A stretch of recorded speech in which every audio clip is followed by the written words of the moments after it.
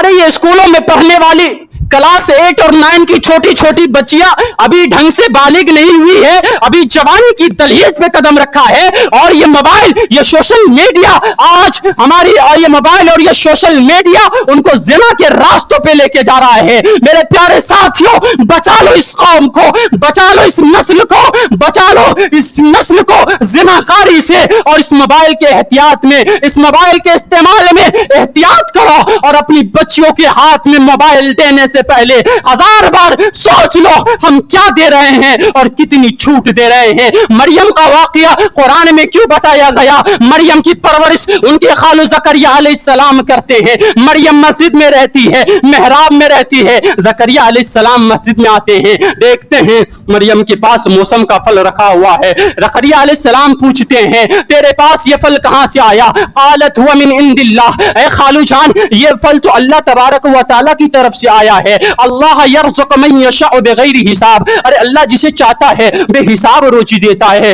और लड़कियों के वालिदैन, और लड़कियों के गार्जियन, और नौजवान बेटियों की बाप, नौजवान बेटियों के बाप, और नौजवान बेटियों की माँ, तेरी बेटी के पास ये OnePlus मोबाइल कहां से आया? तेरी बेटी के पास ये 10,000 का मोबाइल कहां से आया? तेरी बेटी के मोबाइल में हर महीने रिचार्ज कौन करा रहा है? तेरी बेटी के मोबाइल में ये हर महीने रिचार्ज कौन करा रहा है? क्या कभी तुमने जानने की कोशिश की? क्या कभी तुमने मालूम करने की कोशिश की तुमने मरियम के मुरब्बी और मरियम के नक्शे कदम को क्यों नहीं अपनाया? याद रखो मेरे मुसलमानों, आज अपनी बच्चियों पर आंख बंद करके अंधा भरोसा करने का दौर नहीं है। अपनी आंखों को खुला रखो, अपने कानों को खुला रखो, और अपने दिल और दिमाग को खुला रखो।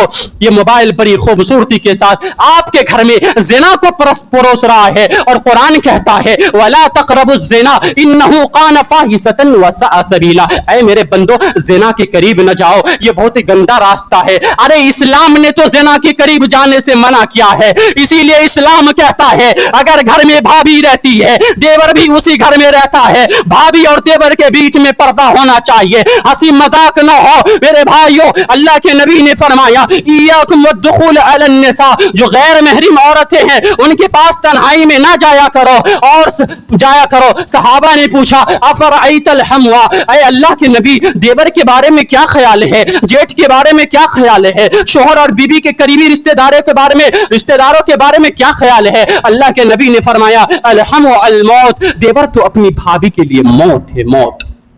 लेकिन आज हिंदुस्तान और नेपाल की सरजमीन पर बड़ी तादाद में भाई दूसरे मुल्क काम कर रहा है, भाई कतर काम कर रहा है, भाई सऊदी काम कर रहा है, भाभी भी उसी घर में रहती है, देवर भी उसी घर में रहता है, कोई पर्दे का एहतमाम नहीं, खूब हंसी मजाक हो रही है। मेरे भाइयों, मेरे प्यारे साथियों, क्या हम अपने घर में ज़िनाकारी को, क्या हम अपने घर को ज़िनाकारी की आग में नहीं झोंक रहे हैं? क्या हम अपने घर में फितनों को आने का मौका नहीं दे रहे हैं? इसीलिए इस्लाम कहता है, इसीलिए इस्लाम ने औरतों को घर से निकलने पर बहुत पाबंदियां लगाई है। कुरान कहता है वला तबर्रजन तबर्रुजल जाहिलियतिल ऊला, ऐ मुसलमान औरतों जब तुम अपने घर से निकला करो बन सवर के ना निकला करो, बनाओ सिंगार करके ना निकला करो, यहां तक कि तुम मस्जिद में जा रही नमाज के लिए। अल्लाह के नबी ने फरमाया जो औरत खुशबू लगाकर मस्जिद में नमाज के लिए आती है अल्लाह ताला उसकी नमाज को कबूल नहीं करेगा, यहां तक कि वो